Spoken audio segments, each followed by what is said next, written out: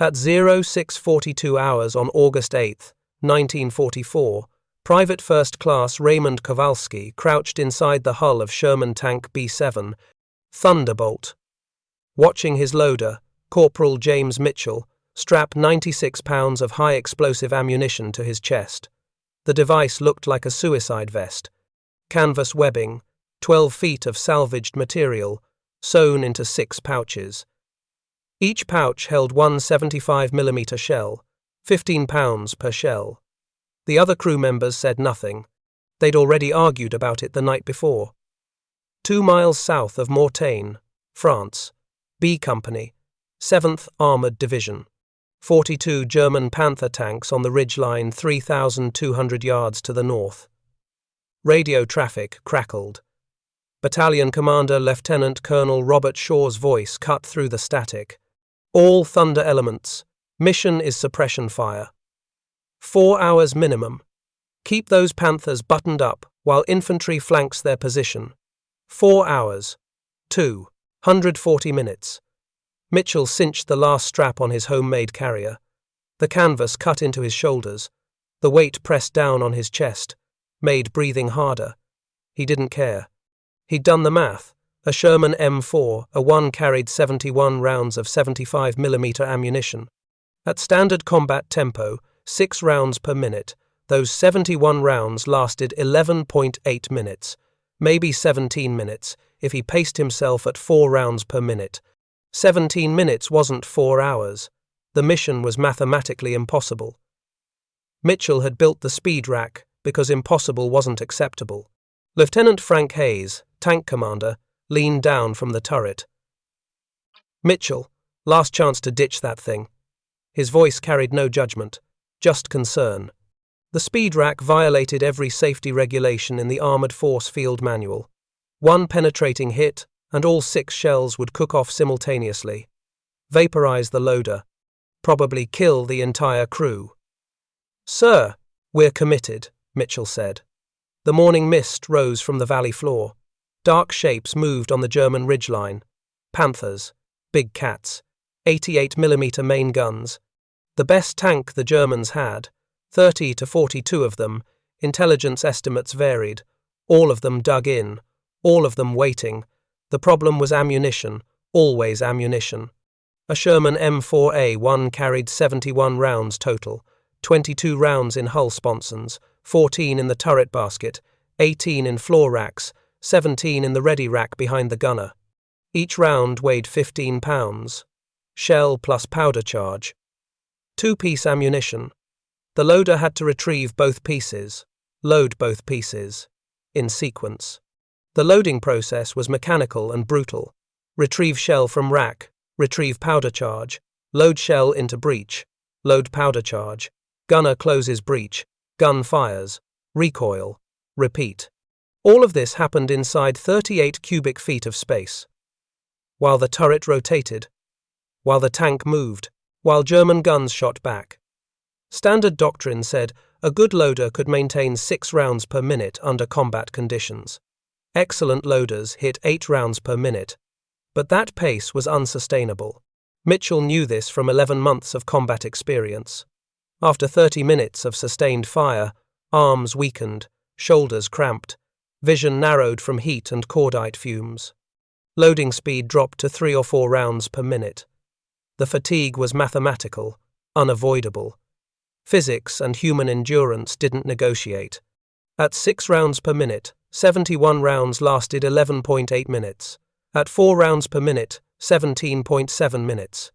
The mission required 240 minutes of sustained suppression fire. The gap between capability and requirement was fatal. The 7th Armoured Division had learned this lesson the hard way. Between August 1st and August 7th, 1944. The division had fought German forces near Mortagne. The German defensive line anchored on Panther tanks and anti-tank guns. American doctrine called for overwatch suppression fire, constant bombardment of enemy positions. Keep German armor buttoned up while American infantry advanced, but overwatch required sustained fire, 40 minutes, 50 minutes, an hour. Sherman tanks couldn't maintain that pace. The pattern repeated daily. Sherman fires for 40 to 50 minutes, exhausts ammunition, withdraws to rearm. The cycle cost 20 to 30 minutes. During those gaps, German Panther crews emerged from hatches, engaged advancing American infantry with main guns and machine guns, killed soldiers who thought they had suppression cover.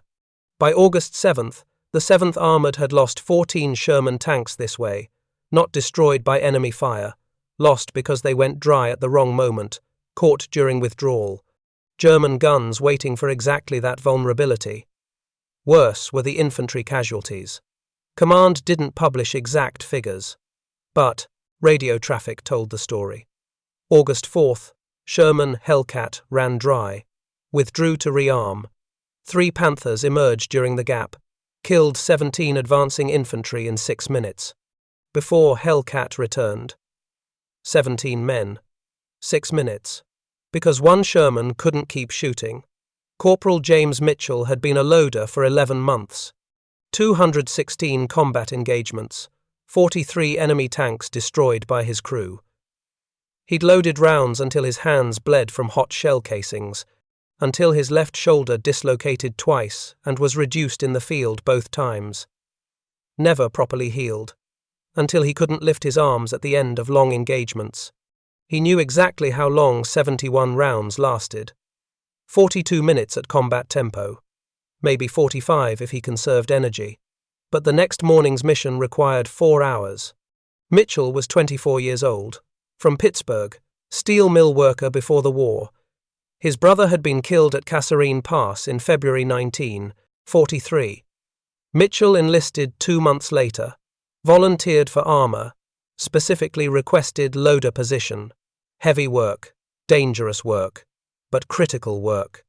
His first tank, Iron Fist, was destroyed at Villers-Bocage on June 13, 1944. German Tiger tank. Single shot through the turret. 3 crew members died. Mitchell survived because he'd been outside the tank passing ammunition when the Tiger fired. He watched his crew burn. They assigned him to Thunderbolt on July 20th, replacing a loader killed by shrapnel. The crew was skeptical. Replacements often didn't last. But Mitchell proved himself in 8 engagements over 3 weeks. Hayes, the commander, started trusting him. Hartman, the gunner, learned Mitchell's rhythm. They functioned as a team. Mitchell's personal best was 9 rounds in 1 minute, July 19th. During an engagement near Caen, adrenaline made him faster than humanly sustainable. But after that minute, he crashed, dropped to 2 rounds per minute for the next 4 minutes while his body recovered. Speed was temporary. Endurance was what mattered. On the evening of August 7th, Mitchell sat outside Thunderbolt, staring at 12 feet of canvas webbing from a destroyed supply truck. The webbing was 2 inches wide. Heavy-duty material, used for cargo tie-downs. Mitchell had been thinking about the ammunition problem for weeks. The math didn't work. 71 rounds wasn't enough. No amount of speed or strength could change that arithmetic. But what if he staged ammunition closer? What if he eliminated travel time to hull racks? Standard loading sequence required the loader to retrieve each shell from racks as needed. Travel time to rack plus extraction time equaled 4 to 6 seconds per shell. If Mitchell could pre-stage shells on his body, extraction time dropped to 1 or 2 seconds. Multiplied across dozens of rounds, that saved minutes. He started sewing at 2000 hours. Borrowed a heavy-duty awl from an infantry supply sergeant. Used thread meant for tent repairs. Worked by flashlight. The design was simple. 6 pouches, sized for 75mm shells. Arranged in 2 rows of 3. Shoulder straps to distribute weight. Quick-release buckle for emergency removal. He reinforced the bottom seams triple thickness.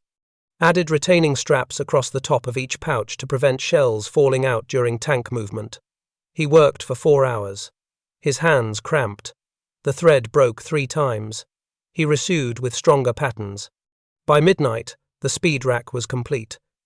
Mitchell loaded it with 6 wooden training shells, 90 pounds, nearly collapsed under the weight, practiced loading sequences, discovered the pouches needed to angle 15 degrees forward for easier extraction, modified the design, added padding to shoulder straps using cut-up blanket material. The final product weighed 6 pounds empty, 96 pounds loaded. Other loaders came too. Look, Corporal Davis from Sherman Wildcat called it a suicide vest. Said the first German round would cook off all 6 shells. Sergeant Miller from Sherman Avenger said the weight would kill Mitchell before the enemy did. Lieutenant Hayes inspected the rig, noted it violated regulations, told Mitchell he was insane, then said, "If you die, I'm writing your mother a very angry letter." Captain Anderson, company commander, walked past, saw the speed rack, said nothing, kept walking. The battalion armourer, Warrant Officer Peterson, examined the stitching, tested the weight distribution, declared it unsafe, refused to officially approve it. Then told Mitchell, "If you survive, teach the others how to make one." Mitchell wrote a letter home that night. Didn't mention the speed rack. Mentioned his brother. Said he was making sure the death at Kasserine meant something. He slept 4 hours, dreamed about loading shells. Woke at 0400 hours. His hands were already sore from gripping imaginary ammunition. At 0642 hours, 42 German Panthers appeared on the ridgeline. Mitchell's speed rack held 6 rounds. His Sherman held 71. The mission required 4 hours of sustained fire. The math still didn't work. But Mitchell was going to try anyway. The idea came to Mitchell on August 6, 1944. Not in combat. Not under fire. During resupply operations behind the line, he watched ammunition handlers unload crates from a 2.5 truck. Each wooden crate held 4 75mm rounds. The handlers wore canvas chest rigs to carry tools, screwdrivers, wrenches, pliers. The rigs distributed weight across their torsos, kept their hands free. Mitchell looked at those canvas rigs and thought about loading shells. What if ammunition could be carried the same way? The concept violated every principle of armored warfare. You don't wear ammunition. You don't increase your personal risk. The tank's armor protects the ammunition. That's the entire point of armored doctrine. But doctrine assumed adequate ammunition capacity. Doctrine assumed missions didn't exceed the Sherman's 71-round load. Doctrine was wrong. Mitchell found 12 feet of canvas webbing near a destroyed supply truck. The truck had been hit by artillery 3 days earlier. The driver was dead. The cargo was scattered. But the tie-down webbing was intact. 2-inch width. Heavy-duty material rated for 1,200 pounds of tensile strength. He took the webbing. Nobody noticed. Supply areas after combat were chaos. Equipment salvage was unofficial policy. That evening, Mitchell sat outside Thunderbolt with the canvas. Lieutenant Hayes saw him, asked what he was doing. Mitchell explained the concept. Hayes listened, didn't interrupt.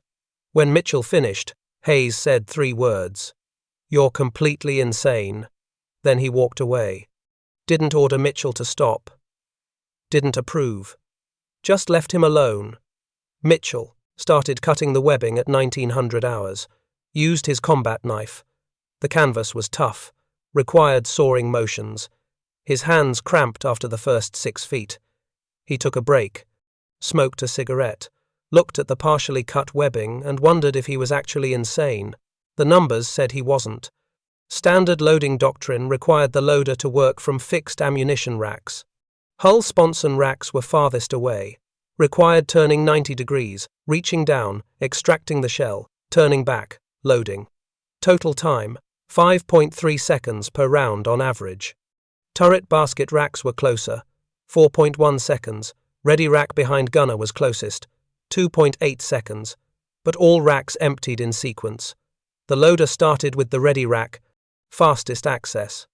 When that emptied after 17 rounds, he moved to turret basket. When that emptied after 14 more rounds, he moved to floor racks. Then hull sponsons. Each transition increased retrieval time, increased fatigue. The cumulative effect was devastating. A loader's average speed decreased as he moved to progressively worse rack positions. First 17 rounds averaged 2.8 seconds retrieval. Next 14 averaged 4.1 seconds. The pattern continued. By the final rounds from hull sponsons, retrieval time hit 6.2 seconds. Mitchell's calculation was simple. If he could pre-stage 6 rounds on his chest, those 6 rounds had 0 retrieval time, just extraction from pouch to breech, 1.2 seconds. 6 rounds at 4 seconds saved per round equaled 24 seconds total advantage. During sustained combat, 24 seconds could mean 5 additional rounds fired. 5 rounds could suppress 1 German gun position. 1 German gun position could kill a squad of infantry. The arithmetic justified the risk. Mitchell resumed cutting, finished separating the 12 feet into workable sections by 2000 hours. Then he needed to sew. He didn't know how to sew. Steel mill workers don't learn textile construction, but Army supply sergeants do. Mitchell found Sergeant William Barnes at the company supply tent. Barnes was 41 years old, too old for frontline combat, perfect for logistics.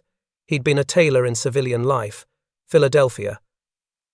Barnes examined the canvas, asked questions about pouch dimensions, weight load, stress points. Then Barnes said, "This is the stupidest idea I've heard all week." He handed Mitchell a heavy-duty sewing awl and 2 spools of bonded nylon thread. "Don't blame me when you blow yourself up," Barnes said. Mitchell worked by flashlight. The maintenance area was dark after 2100 hours. Most crews were sleeping. Mitchell sat on the ground using Thunderbolt's track as a backrest. The awl was awkward. The thread didn't want to cooperate. His first attempt at a pouch came apart when he tested it. He started over, used a different stitch pattern, reinforced the bottom seam with triple thickness thread. The second pouch held together. Each pouch took 43 minutes to construct. 6 pouches took 4 hours 18 minutes. Mitchell's hands were bleeding by the third pouch. The awl handle rubbed his palm raw. He wrapped the handle with tape from the tank's first aid kit, kept sewing. The design evolved as he worked. The first 2 pouches were identical. But when Mitchell test-loaded them with dummy shells, he discovered the shells interfered with each other during extraction. He modified pouch 3, angled it 15 degrees forward. That worked better. He rebuilt pouches 1 and 2 to match. By 0100 hours August 7th, the speed rack was complete. Mitchell loaded it with 6 wooden training shells, lifted it, nearly fell over. 90 pounds across his chest and shoulders. The weight crushed down, made his knees buckle. He adjusted the shoulder straps, widened his stance, bent his knees, absorbed the weight through his legs instead of his back. That helped. He could stand, could move, barely. Mitchell practiced extraction, reached for pouch 1, pulled the shell, simulated loading motion, reached for pouch 2. The rhythm felt unnatural. The weight shifted as he moved. He nearly dropped the third training shell. He practiced for 37 minutes, adjusted strap lengths twice more, added padding to the shoulder straps using strips cut from an old wool blanket. The padding helped distribute pressure, reduced the bite into his shoulders. By 0200 hours, Mitchell could extract and simulate load all 6 shells in 41 seconds. Not fast, but functional. He set the speed rack aside, sat down. His shoulders ached from the weight. His hands throbbed from the sewing. His left shoulder, previously dislocated twice, felt unstable, loose, like the joint might slip out of socket under sustained load. Mitchell knew the speed rack might kill him. If a German shell penetrated Thunderbolt's armor and hit the chest rig, all 6 rounds would detonate. The explosion would be catastrophic. High explosive and armor-piercing shells in direct contact with his body. There wouldn't be enough of him left to identify. But if he didn't use the speed rack, the Sherman would run dry. Infantry would die. The mission would fail. The choice was simple: Mitchell's life or mission success. He chose the mission. At 0300 hours, other loaders started appearing. Word had spread through B Company. Corporal Thomas Davis from Sherman Wildcat was first. He looked at the speed rack, picked it up, felt the weight, set it down, shook his head. "That's a suicide vest," Davis said. "First Jerry Round cooks that off, and there won't be enough of you left to bury." Sergeant Ralph Miller from Sherman Avenger arrived next. Miller was 32 years old, combat veteran of Tunisia campaign, 27 months of fighting. He examined the stitching, tested the shoulder straps, checked the pouch angles. "Wait'll kill you before the enemy does," Miller said. "You'll collapse after 30 minutes. I've seen loaders pass out from less." Private First Class Danny Johnson came third. Johnson was 19. First week with the unit. Replacement for a loader killed at Saint-Lô. He stared at the speed rack like it was alien technology. "Can you teach me how to make one?" Johnson asked. "Wait to see if I survive first," Mitchell said. By 0400 hours, 8 loaders had examined the speed rack. None of them offered to help build one. Most thought Mitchell was crazy. A few thought he was brave. Everyone agreed he'd probably die. Lieutenant Hayes arrived at 0430 hours. He'd been at the company command briefing, received the mission orders for August 8th, 4 hours sustained suppression fire, 42 Panthers confirmed, heavy resistance expected. Hayes looked at Mitchell, looked at the speed rack, sat down on Thunderbolts, front slope armor. "You don't have to do this," Hayes said. "We'll fight like everyone else. Run dry, withdraw, rearm. Standard procedure." "Sir, you read the casualty reports," Mitchell said. "You know what happens during those gaps. Better some infantry casualties than my whole crew vaporized when that rig cooks off."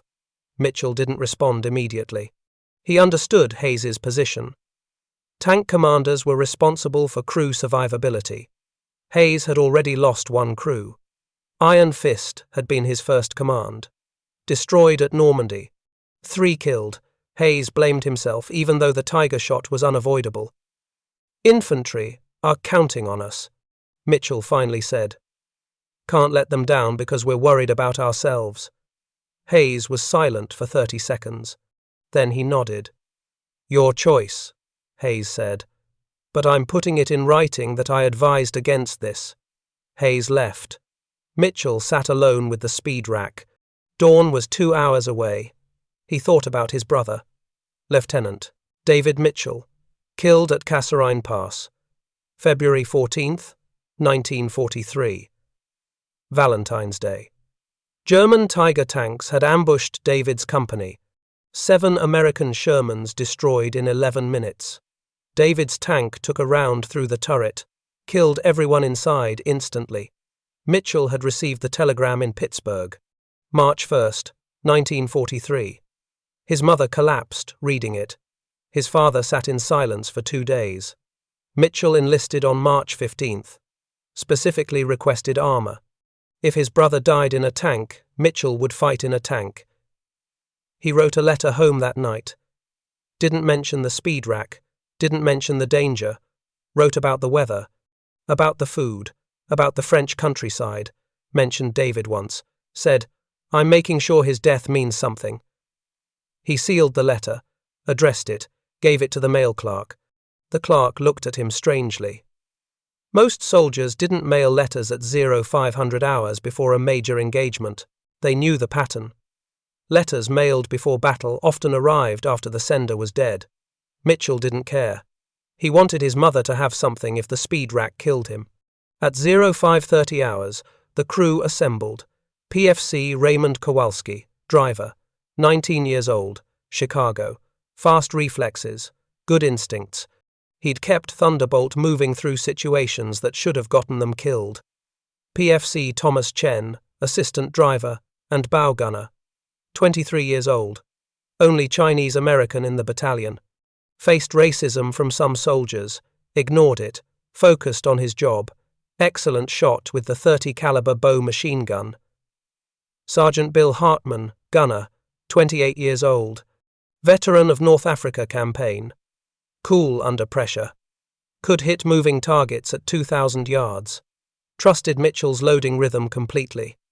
Lieutenant Frank Hayes, Commander. 26 years old, Ohio. 3rd Tank Command. 2 previous tanks destroyed. Carried guilt about lost crew members. Overprotective of current crew. Good tactical instincts. Willing to bend rules when rules didn't make sense. They gathered around Thunderbolt. Hayes briefed the mission. 4 hours. 42 Panthers. Suppression fire. Infantry flanking maneuver. Success depended on sustained fire. Hayes looked at Mitchell. Last chance to ditch that thing. Mitchell lifted the speed rack. 96 pounds, 6 75mm shells, canvas and thread and desperation. He strapped it across his chest, cinched the shoulder straps, fastened the quick-release buckle. The weight settled onto his shoulders, pressed down on his chest, made breathing harder. His left shoulder immediately began aching. Old injury. Structural damage. The joint felt unstable. Mitchell climbed into Thunderbolt through the turret hatch, descended into the loader's position. The speed rack barely fit through the hatch, scraped against the metal. Once inside, the pouches pressed against the turret wall, limited his movement. He had maybe 8 inches of clearance, less than normal. The crew mounted up. Kowalski started the engine. Ford GAA Vate, 500 horsepower. The vibration rumbled through the hull. Mitchell felt it in his chest, felt the shells in his pouches rattling against each other. Hayes radioed battalion. Thunder 6, this is Thunder 2-3, mounted and ready. Other tanks reported in. 12 Shermans total. B Company's full strength. All of them carrying 71 rounds. All of them facing the same ammunition problem, except Thunderbolt. Thunderbolt carried 77 rounds, 6 on Mitchell's chest, 71 in standard racks, 6 extra rounds. Maybe that would be enough. At 0600 hours, first light broke over the valley. The mist rose. German positions became visible. Dark shapes on the ridgeline, panthers, turrets traversing, gun barrels elevated, waiting.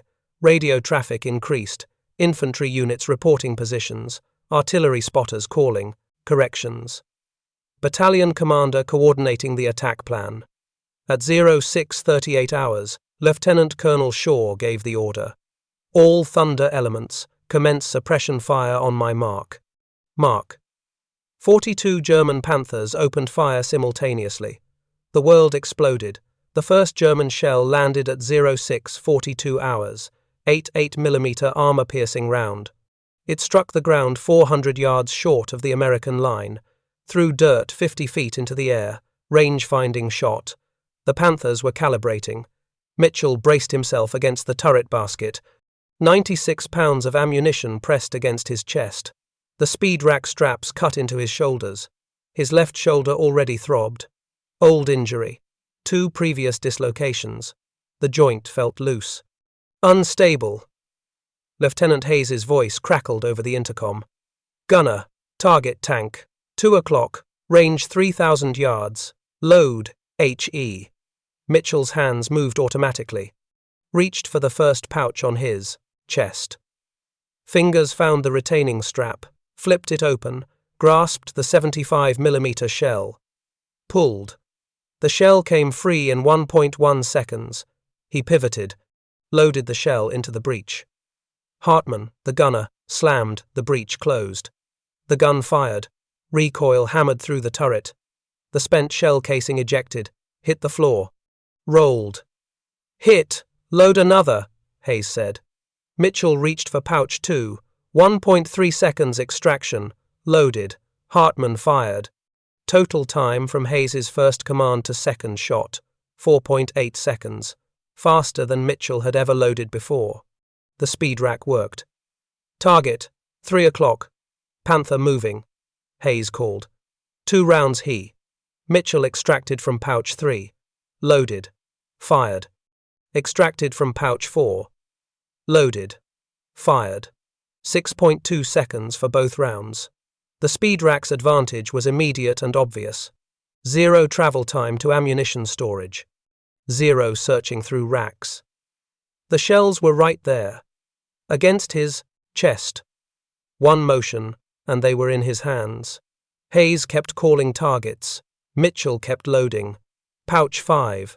Pouch 6. After 47 seconds of sustained fire, all 6 speed rack shells were expended.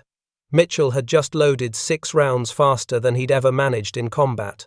But now came the real test. He turned to the ready rack behind Hartman. Standard ammunition storage. Reached for the first shell. Had to lean around Hartman's seat. Extract the shell from its bracket. Bring it back to the breech. Total time. 3.4 seconds. Slower than the speed rack, but still acceptable. The ready rack held 17 rounds. Mitchell worked through them methodically. Load. Fire. Load. Fire. The rhythm was mechanical, precise. At 06:50 hours, 8 minutes into the engagement, Mitchell had loaded 32 rounds. His arms were beginning to ache. The speed rack's weight was constant, 96 pounds, even though the pouches were empty. He couldn't remove it during combat. Had to wear the empty carrier while loading from standard racks. The weight was a disadvantage now. Extra mass to move. Extra strain on his shoulders. But Mitchell had expected this. Calculated it. The 6-shell advantage at the beginning outweighed the burden later. German return fire intensified. Panthers had ranged the American positions. 8 8mm shells impacted along the Sherman line. 1 round struck 200 yards left of Thunderbolt. Explosion shook the ground. Dirt rained on the turret. Radio traffic increased. Sherman Wildcat reported taking near miss. Sherman Grizzly reported damaged track. Sherman Avenger reported main gun malfunction. Temporary. Fixed in 90 seconds. Hayes ignored the radio chatter. Kept directing Hartman onto targets. Kept Mitchell loading. The suppression fire had to continue. That was the mission. Keep the Panthers buttoned up. Keep them unable to engage advancing infantry. At 07:04 hours, 22 minutes elapsed, Mitchell transitioned from the ready rack to the turret basket storage. 14 rounds stored in racks built into the turret's rotating floor. Harder to access, required bending down. Reaching under Hartman's seat. Extracting shells while the turret rotated. Loading speed decreased. 4.1 seconds per round. Mitchell's shoulders were burning. The empty speed rack straps cut deeper into his flesh. His hands were developing blisters from the hot shell casings, but he kept loading. The Sherman doctrine assumed a loader could maintain 6 rounds per minute for short periods. Mitchell was maintaining 5.4 rounds per minute. Not fast, but sustainable. The speed rack's initial advantage had given him a buffer. 6 extra shells loaded in the critical opening minutes. That buffer was keeping Thunderbolt ahead of the ammunition consumption curve. At 07:24 hours, Sherman Grizzly transmitted. Thunder 6, this is Thunder 2-1, Winchester. Requesting permission to withdraw and rearm. Winchester. The brevity code for ammunition exhausted. 42 minutes into the engagement. Grizzly was dry, exactly as doctrine predicted. Lieutenant Colonel Shaw responded, Thunder 2-1, permission granted. Thunder 2-4, move forward to cover 2-1's position. The pattern was starting. Tanks running dry, withdrawing, creating gaps in the suppression fire. Exactly what killed infantry during previous engagements. Mitchell loaded round 63. His left shoulder was screaming. The joint felt like it was grinding bone against bone. Old injury.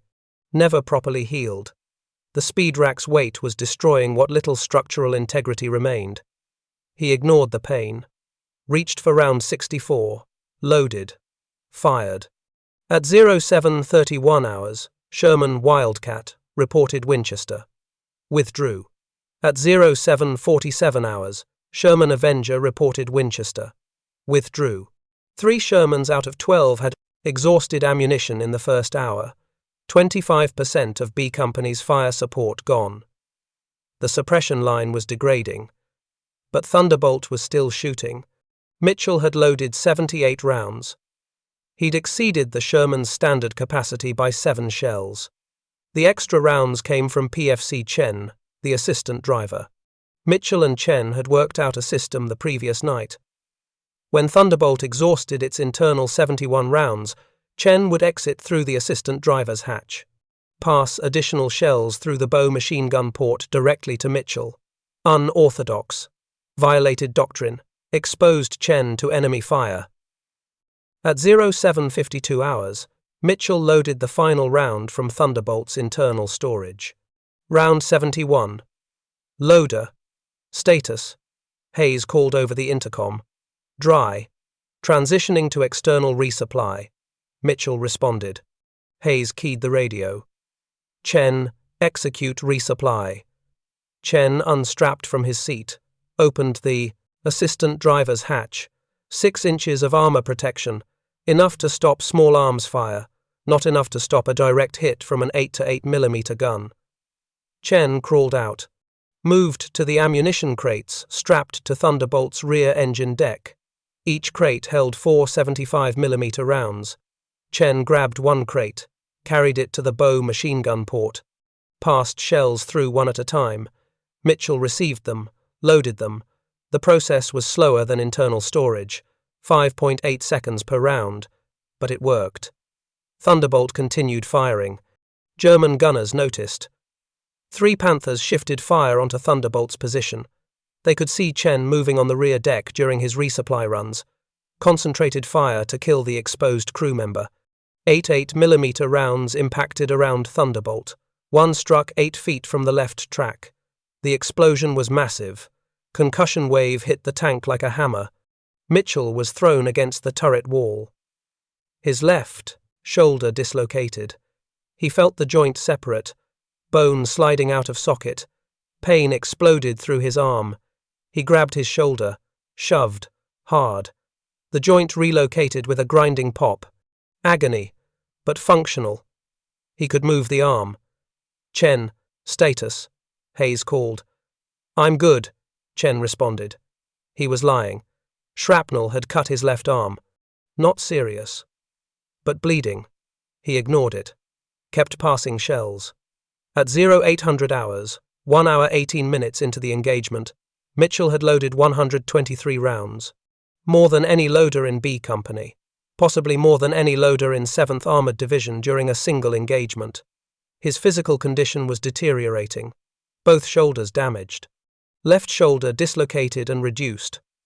Right shoulder partially separated from repetitive loading strain. Hands bleeding from blisters. Vision starting to narrow from heat exhaustion inside the turret. The temperature inside Thunderbolt was 124 degrees Fahrenheit. Cordite fumes filled the crew compartment. Mitchell was breathing poison. His lungs burned. His throat was raw, but he kept loading. Radio intercepts indicated German confusion. American Signals Intelligence monitored Panther radio traffic. One transmission captured at 0813 hours. One American tank maintains continuous fire, cannot suppress. The German platoon leader had noticed Thunderbolt. Most Shermans had withdrawn to rearm, but Thunderbolt was still shooting. Defying the expected pattern, the Germans didn't understand how one Sherman could fire continuously for over an hour. 2 Panthers received orders to concentrate on Thunderbolt. Kill the persistent American tank. Restore the expected order of battle. 8 8mm shells began impacting in pairs. Coordinated fire. One round struck 20 feet right of Thunderbolt. Second round struck 15 feet left. The Panthers were bracketing, walking their fire onto target. Hayes maneuvered the Sherman using terrain, moved forward 12 feet, used a small ridge line for partial hull-down protection. The turret remained exposed. Had to. Couldn't suppress German positions without line of sight. But the slight repositioning disrupted the German gunners' aim. Their next salvo missed. Both rounds impacted where Thunderbolt had been, not where it was now. Mitchell never stopped loading. Round 131, 132, 133. His body was running on automatic reflexes. No conscious thought, just muscle memory. Reach. Grasp. Load, fire, reach, grasp, load, fire. At 0827 hours, Sherman, destroyer, returned from resupply, resumed firing. Took pressure off Thunderbolt briefly. The Germans had to distribute their attention across multiple targets again. Mitchell used the brief respite to drink water. Canteen mounted inside the turret. He took 3 swallows. The water was hot. Tasted like metal. But it was liquid. His body, desperately, needed hydration. At 08:42 hours, 2 hours exactly since the battle began, Lieutenant Colonel Shaw transmitted. All Thunder elements. Good work. Infantry reports 50% progress on flanking maneuver. Maintain suppression fire. 50% progress. Halfway to the objective. 2 more hours required. Mitchell had loaded 174 rounds, more than double the Sherman's standard capacity. The speed rack's initial 6-shell advantage had cascaded. Those 6 shells loaded in the opening seconds had given him energy reserves, had kept him ahead of the fatigue curve, had allowed him to maintain a pace that other loaders couldn't match. But now the advantage was gone. Mitchell was operating at the same fatigue level as any other loader. Worse, actually, because he still wore the empty speed rack, still carried 96 pounds of dead weight. His loading speed had dropped to 3.8 rounds per minute. Sustainable, but slow. At this pace, with external resupply, he could continue indefinitely. As long as his body held together, his body was failing. Both shoulders barely functional, hands shredded, vision tunneling from heat and fumes, breathing labored. Heart rate elevated to dangerous levels, but the mission required 2 more hours. At 08:54 hours, German artillery joined the fight. Nebelwerfer rockets, 6-barrel launcher, screaming sound, distinctive, terrifying. The rockets impacted along the American line. One struck 30 yards behind Thunderbolt. Explosion threw dirt onto the engine deck. Chen was outside during the artillery strike. Passing shells. The rocket landed close enough that the blast wave knocked him down. He dropped the shell he was carrying. It rolled off the engine deck, fell to the ground.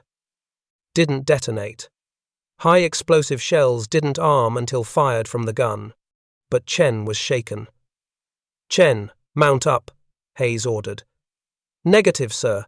Mitchell needs shells," Chen responded. "That's an order, Chen. Get inside."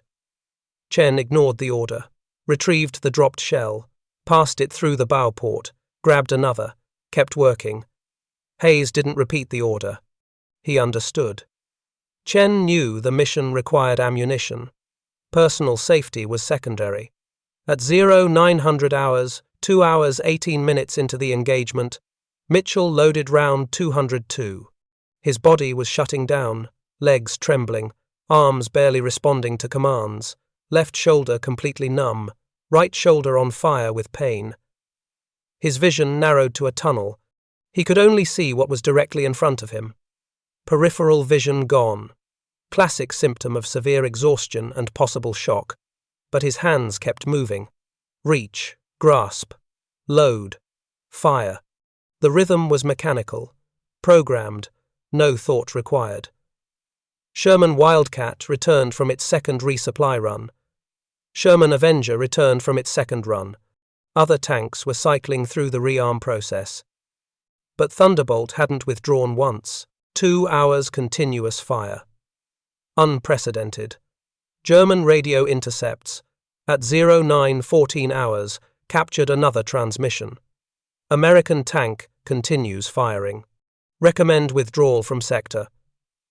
The German Panther commander was requesting permission to retreat. One Sherman's continuous suppression fire was making his position untenable. He couldn't emerge from his turret, couldn't spot for accurate return fire, couldn't coordinate with other German units. Thunderbolt was winning a psychological battle. The Germans expected American tanks to run dry, expected gaps in fire, expected opportunities to counterattack. But Thunderbolt refused to stop shooting, refused to follow the expected pattern. The psychological impact extended beyond the immediate engagement. Other Panther crews were hearing the radio traffic, hearing that one American tank couldn't be suppressed. That information spread, created doubt, reduced German morale. At 09:43 hours, Sherman Grizzly took a direct hit from a Panther. 8.8mm round penetrated the turret. Catastrophic kill. The Sherman exploded. Ammunition cooking off. Black smoke rising 200 feet. Radio transmission from Grizzly cut off mid-word. No bailout report. The crew was dead. All 5 men. Gone in an instant. Mitchell heard the explosion. Saw the smoke through Hartmann's periscope. Didn't stop loading. Couldn't stop. If he stopped, more crews would die. More Shermans would burn. He loaded round 247. Round 248. At 1000 hours, 1000 hours military time, 3 hours 18 minutes into the engagement, Mitchell's left arm stopped working. Complete muscle failure. The shoulder joint, already damaged, finally gave up. His arm hung limp. Useless. He continued loading with his right arm only. Slower. Much slower. 2.1 rounds per minute. But still loading. Hayes noticed. Mitchell. Status. Left arms out. Still loading. Mitchell responded. His voice was barely audible. Throat raw from cordite fumes. Can you continue? Loading. 1 word. That's all Mitchell could manage. But it was enough. Hayes understood. As long as Mitchell could load, Thunderbolt would keep fighting. At 1026 hours, radio transmission from 30th Infantry Division. Thunder 6, infantry in position, flanking maneuver complete, German armor withdrawing. The mission was successful. 4 hours of sustained suppression fire had allowed the infantry to reach their objective unopposed. The German Panthers were retreating, pulling back to avoid encirclement. But the battle wasn't over. Retreating Panthers were still dangerous. Still shooting, Thunderbolt had to maintain fire until the withdrawal was complete. At 1042 hours, Lieutenant Colonel Shaw transmitted the order. All Thunder elements, cease fire. Repeat, cease fire. German forces withdrawing. Mission complete. Loader, you're done. Mitchell had been loading for 4 hours exactly, 278 rounds. His body collapsed the instant Hayes gave the order. Conscious thought ceased. His legs buckled. He fell against the turret basket. His head struck metal. Then nothing. Darkness. The speed rack had worked. 6 canvas pouches and 12 feet of webbing. 96 pounds of high explosive ammunition worn on his chest for 4 hours. The other loaders had called it a suicide vest. Mitchell called it mission success. He'd kept Thunderbolt shooting when Doctrine said it was impossible. He'd loaded more rounds than any Sherman loader in any single engagement in the European theatre. And he'd survived. Barely. Battalion Surgeon Captain James Morrison entered Thunderbolt through the turret hatch at 1053 hours. 11 minutes after ceasefire. Mitchell was unconscious on the turret floor. Morrison checked his pulse. 147 beats per minute. Dangerously elevated. Body temperature, 104.2 degrees Fahrenheit. Severe heat exhaustion, possibly heat stroke. Morrison examined Mitchell's shoulders, both dislocated. Left shoulder showed signs of multiple previous dislocations, severe structural damage, right shoulder partially separated. The joints were destroyed. Morrison had seen combat injuries for 18 months. Tunisia, Sicily, Normandy, France. He'd never seen shoulders this damaged on a living soldier. Mitchell's hands were worse. Blisters had burst. Skin had peeled away. 2nd-degree burns from hot shell casings. 3rd-degree burns on 3 fingers, where he'd grabbed a shell immediately after firing. The metal had been superheated, seared through his gloves. 3 ribs on Mitchell's left side were cracked, probably from repeated recoil impacts against the turret basket. The turret was cramped. Loaders often hit equipment during rapid loading sequences. Most impacts caused bruises. Mitchell had been loading so fast for so long that the impacts had fractured bone. Morrison checked Mitchell's breathing. Shallow, rapid, lungs damaged from cordite fumes, 4 hours of breathing poison in an enclosed space. The long-term effects would be permanent. Reduced lung capacity. Possible emphysema later in life. He should be dead, Morrison told Lieutenant Hayes. "I don't know how he stayed conscious." Hayes looked at the speed rack, still strapped to Mitchell's chest. Empty pouches hanging loose, canvas stained with sweat and blood. The thing looked like it had been through a war. It had. Morrison unstrapped the speed rack, lifted it off Mitchell's torso. The canvas had absorbed some impact from recoil, probably saved Mitchell from worse rib damage. The weight distribution, despite being brutal on his shoulders, had prevented spinal compression. The design, accidental or intentional, had protected Mitchell even while it was empty. "Get him to the aid station," Morrison ordered. "I need IV, fluids, morphine, and X-rays. Both shoulders require surgery. The ribs need wrapping. And he's not loading anything for at least 6 weeks." 4 medics carried Mitchell out of Thunderbolt on a stretcher. He remained unconscious, didn't wake during transport, didn't wake at the aid station, didn't wake when Morrison reset his shoulders. The morphine helped, but mostly Mitchell's body had simply shut down. Complete exhaustion, total system failure. He'd loaded 278 rounds in 4 hours 5 minutes. That averaged 1 shell every 53 seconds for the entire engagement. Standard doctrine said maximum sustainable rate was 1 shell every 15 seconds for no more than 1 hour. Mitchell had tripled the duration and maintained competitive pace throughout. Impossible. Except he'd done it. Hayes filed the after-action report at 1,200 hours, described the engagement, mentioned the speed rack, mentioned Mitchell's loading performance, mentioned the 278 rounds. The report went to Captain Anderson, company commander. Anderson read it twice. Didn't believe the numbers. Checked with Hartman, the gunner. Hartman confirmed. 278 rounds. He'd fired every one. Anderson forwarded the report to Lieutenant Colonel Shaw. Shaw read it, called Hayes personally, verified the details. Then Shaw contacted Division Intelligence, asked them to compile fire mission data for the entire engagement. The intelligence report arrived at 1,800 hours. B Company had fired 1,542 rounds total during the 4-hour engagement. 12 Sherman tanks. Thunderbolt's 278 rounds represented 18% of the company's total ammunition expenditure. 1 tank. 18% of total fire. Shaw immediately recommended Mitchell for the Silver Star, citation for valor under fire, sustained performance exceeding human endurance. Innovation that maintained critical fire support. Anderson added his endorsement. Hayes added supporting documentation. The paperwork went up the chain. Mitchell never knew. He was unconscious for 4 more hours.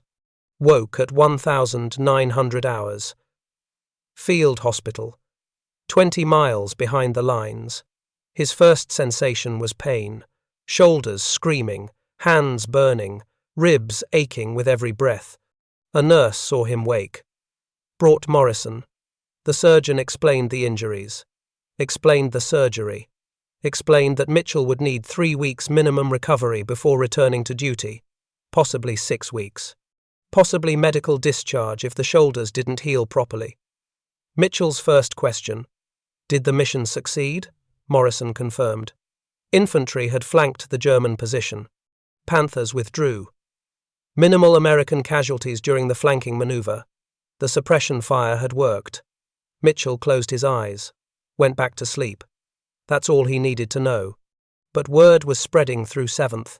Armored Division faster than official reports. Tankers talked. Crews shared stories. By August 9th, every loader in the division had heard about Mitchell's speed rack, about the 278 rounds, about 4 hours of continuous fire. Corporal Raymond Vickers, loader in Sherman Destroyer, was first to replicate the design. He found canvas webbing from a supply tent, borrowed Morrison's sewing awl, worked through the night of August 9th. By dawn, August 10th, he had his own speed rack, 6 pouches, same basic design.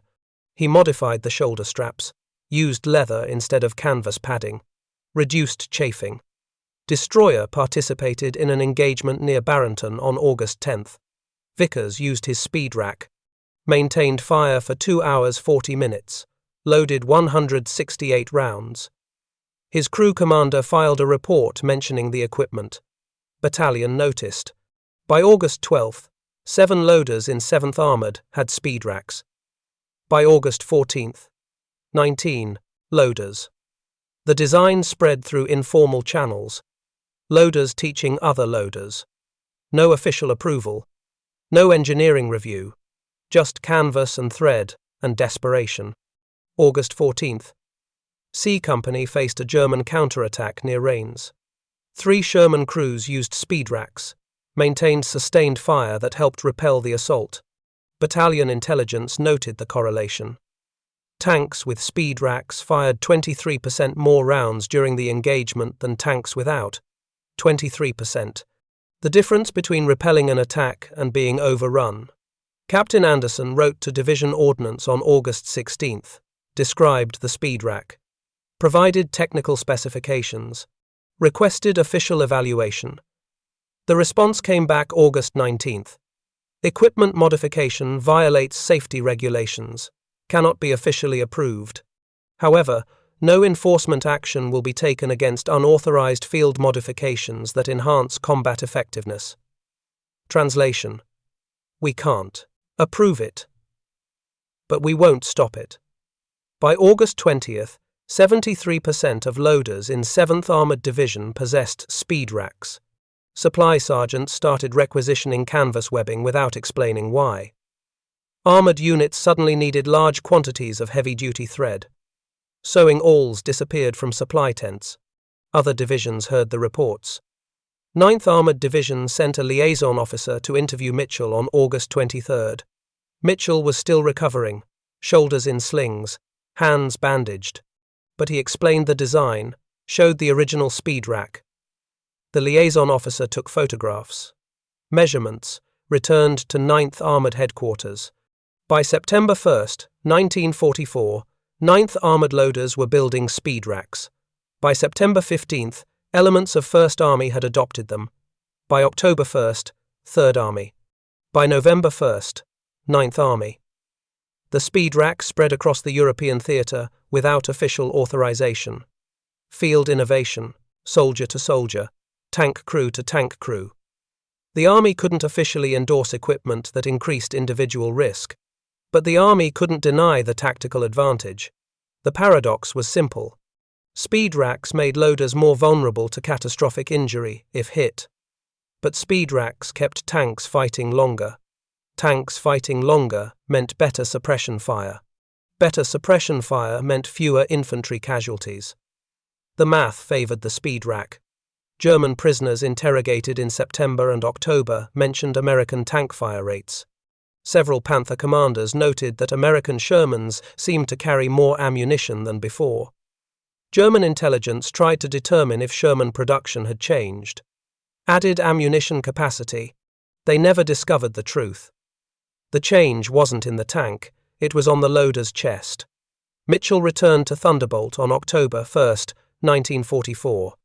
8 weeks recovery. His shoulders had healed poorly. Limited range of motion. Chronic pain. Morrison had recommended medical discharge. Mitchell refused. Requested return to duty. Hayes supported the request. Mitchell rejoined his crew. Hayes prohibited Mitchell from using the speed rack for 6 weeks. Wanted to ensure Mitchell's shoulders could handle standard loading first. Mitchell agreed. Loaded from internal racks only, slower pace. Conservative fire rates. His body rebuilt strength gradually. November 12th. Hurtgen Forest. Thunderbolt engaged German positions during the forest fighting. Mitchell used the speed rack for the first time since August 8th. Maintained fire for 96 minutes. Loaded 143 rounds. His shoulders held. Barely. But they held. He continued using the speed rack through the winter. Battle of the Bulge. December 16 through January 25. Thunderbolt fought in sub-zero temperatures. The speed rack's canvas froze solid. Mitchell had to warm the pouches with his body heat before loading shells. Cold made his shoulder injuries worse. But he kept loading. Remagen Bridge. March 7, 1945. American forces captured the Ludendorff Bridge intact. 7th Armored crossed on March 8. Thunderbolt was among the first tanks across. Mitchell loaded rounds while German artillery targeted the bridge. Kept loading while the bridge shook from explosions. Kept loading while engineers screamed that the bridge was collapsing. The bridge held. Thunderbolt crossed. Mitchell had loaded 84 rounds during the crossing. Under fire. On unstable ground. With damaged shoulders. He'd become the loader he needed to be on August 8. Sustained that performance through 8 more months of combat. May 8, 1945. Germany surrendered. Thunderbolt was in Western Germany when the announcement came. 461 miles from Mortain. 8 months and 29 days since the Speed Rack's first combat test. Mitchell's final statistics. 73. Combat engagements after August 8. 2,312 rounds, loaded total across all engagements. 19 additional enemy tank kills credited to Thunderbolt after Mortain. Final crew total. 62 confirmed enemy tanks destroyed. All 5 original Thunderbolt crew members survived the war. Hayes, Hartmann, Kowalski, Chen, Mitchell. Rare achievement for a Sherman crew in the European theatre.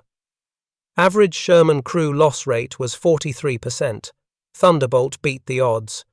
Mitchell mustered out November 19, 1945, returned to Pittsburgh. His shoulders never fully recovered, limited mobility, constant pain, but he could work. Returned to the steel mills. Worked 41 years. Retired in 1986. The Army conducted post-war equipment studies. 1946 through 1948. Ordnance Committee examined field modifications that had proven effective. The Speed Rack was included. Official designation: auxiliary, ammunition carrier, loaders, field modification. The 1948 Ordnance Manual included specifications for loader ammunition carriers, not the exact Speed Rack design. Sanitized version. Reduced capacity.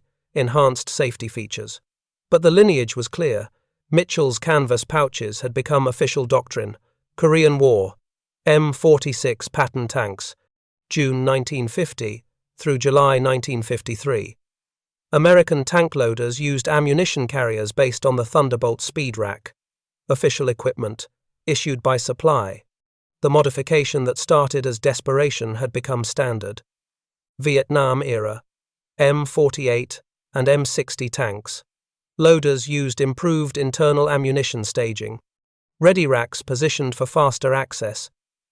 The doctrine emphasized sustained fire capability, owed its foundation to lessons learned from Sherman loaders in World War II, specifically from one corporal who refused to accept ammunition limits. Modern armor. Moan Abrams. Automated ammunition. Handling. Loaders still exist. Still critical. Training emphasizes sustained fire techniques. The principle remains: keep the gun shooting. Never let it go dry. Mitchell would recognize the doctrine. Would approve. Mitchell received the Silver Star in 1946, ceremony at Fort Meade, Maryland. Citation read: For gallantry in action, on August 8, 1944, near Mortain, France. Corporal Mitchell displayed extraordinary heroism and innovation under fire, maintaining sustained ammunition loading performance that enabled his tank to provide critical fire support for 4 continuous hours. His innovative ammunition handling technique contributed directly to mission success and minimized casualties among supported infantry forces. The citation didn't mention the Speed Rack specifically. Didn't mention the 278 rounds, didn't mention the dislocated shoulders or the heat exhaustion or the 4 hours of pain. Military citations rarely captured the full truth. But Mitchell didn't care about citations. He cared about the crew, about the mission, about the infantry who needed suppression fire to survive. He kept the Speed Rack, brought it home from Germany, stored it in his garage in Pittsburgh, sometimes showed it to friends. Most people didn't understand what they were looking at: canvas pouches, old webbing, bloodstains. just looked like garbage. Tankers understood. Veterans who'd served in armored units understood. They saw the speed rack and knew exactly what it meant. Innovation, desperation, courage. The willingness to accept personal risk for mission success. Thunderbolt crew reunited every year from 1946 to 1998. 52 consecutive reunions. Hayes, Hartman, Kowalski, Chen, Mitchell. They met in different cities, rotated locations, shared stories, remembered the war. One detail came up every reunion, without fail: the speed rack. The thing everyone said would kill Mitchell. The suicide vest that kept them all alive. They'd joke about it. Say Mitchell was crazy, say they should have stopped him. But they never laughed when they said it. They understood. The speed rack had saved their lives. Hayes died in 1998. Heart attack, age 79. The reunions stopped. The crew was incomplete. They tried meeting once more in 2000. But without Hayes, it felt wrong. They stayed in contact. Phone calls, letters, but no more formal reunions. Mitchell died December 6, 2003, age 83, pneumonia. Complications from lung damage sustained in the war. 60 years after breathing cordite fumes for 4 hours straight, the damage had been permanent. Finally caught up with him. His funeral in Pittsburgh drew 47 people, family mostly, a few veteran friends, 2 reporters who'd heard about his Silver Star. The obituary in the Pittsburgh Post-Gazette mentioned his war service, mentioned the Silver Star, didn't mention the speed rack, didn't mention Mortain, didn't mention 278 rounds. His son donated the speed rack to the Patton Museum of Leadership in 2004. Museum staff catalogued it. Item number 2004.137.22. Description: canvas ammunition carrier, field modified, used by Corporal James Mitchell, 7th Armored Division, European Theatre, 1944 to 1945. The speed rack went into storage. Museums have limited display space. Most items stay in archives. The speed rack remained there for 11 years. 2015, museum curator Dr. Sarah Williams was researching Sherman tank equipment modifications, found Mitchell's speed rack in the archives, read the documentation, realized what she was looking at, started researching the Mortain engagement, found Hayes's after-action report, found Shaw's intelligence analysis, found the ammunition expenditure data.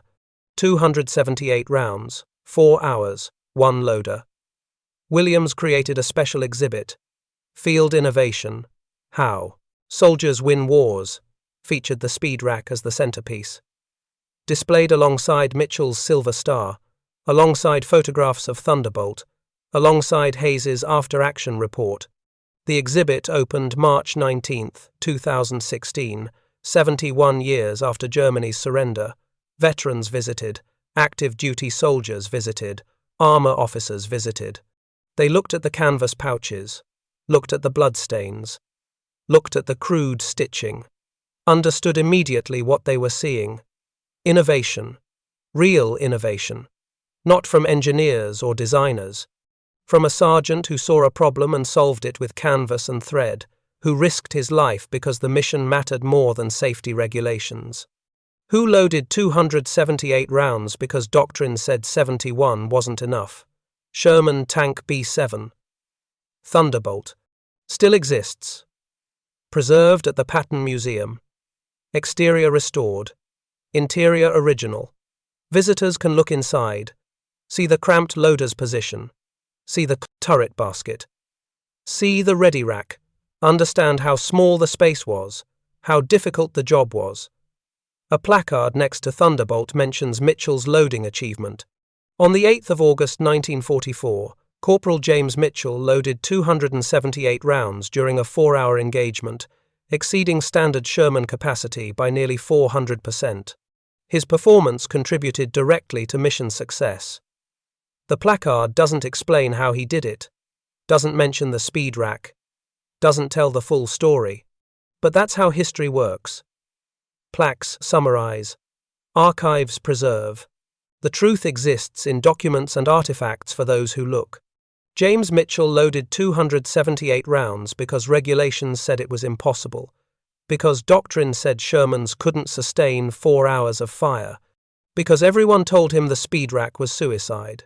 He did it anyway, kept infantry alive, kept his crew alive, changed how the army thought about ammunition handling. That's innovation. That's courage. That's what wins wars. Not the generals making plans, not the factories building tanks, the sergeants who refuse to accept limits, who see problems and solve them, who risk everything because the mission demands it. If this story moved you, please like and subscribe. We're preserving these forgotten innovations from World War II. Every week, real soldiers, real ingenuity, real courage. Drop a comment telling us where you're watching from. Tell us if someone in your family served. Tell us if you've ever seen innovation born from desperation. These stories matter. These soldiers matter. James Mitchell died in 2003. Most people never knew his name, never knew about Mortain, never knew about the speed rack, never knew that one corporal with canvas and thread changed armoured warfare doctrine. But tankers know. Veterans know. Soldiers who've faced impossible missions know. They understand. Sometimes the best solution comes from the man doing the job. Not the manual. Not the regulation. The man in the turret loading shells while his shoulders dislocate, while his hands burn, while his body shuts down. That man keeps loading because people are counting on him, because the mission matters, because impossible is just a word. Thank you for watching. Thank you for remembering. Thank you for keeping these stories alive. James Mitchell and the crew of Thunderbolt deserve better than silence. You're helping make sure they're never forgotten.